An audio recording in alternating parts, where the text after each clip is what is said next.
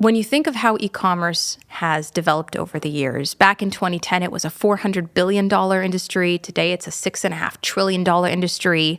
So e-commerce has grown exponentially, but fraud has grown as well. It's more sophisticated than ever, and more sophisticated fraud solutions are more readily available than ever on the dark web. So it's not just the master fraudsters now committing fraud. It's kind of everyday people with illegal tendencies who are going to the dark web. They're purchasing stolen credit card information. They're using bots. One thing we noticed is fraud is touching more and more touch points across the customer journey. So you have account takeovers happening at login, and you have people using stolen credit card information at checkout, and you have lots of policy abuse. You have people who are claiming the item wasn't received. You have people who basically double tap fraud because they buy things fraudulently and then they try to return the things that they bought fraudulently and steal from the merchant twice.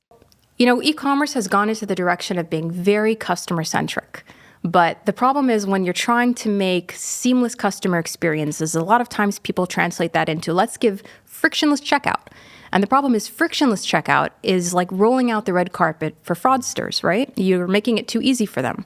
But if you go in the opposite direction and you apply friction very bluntly, you're going to experience drop-off.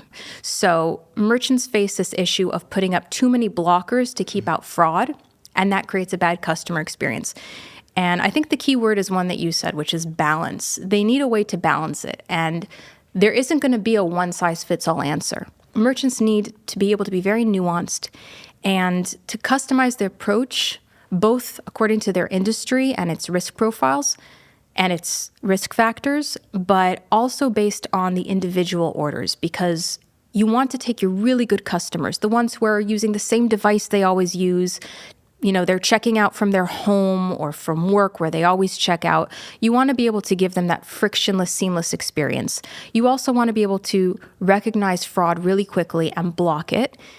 And then when necessary, you want to be able to use friction, but in a very smart and nuanced and most of all, a very selective way. And I think that's the direction that the market is going to go in.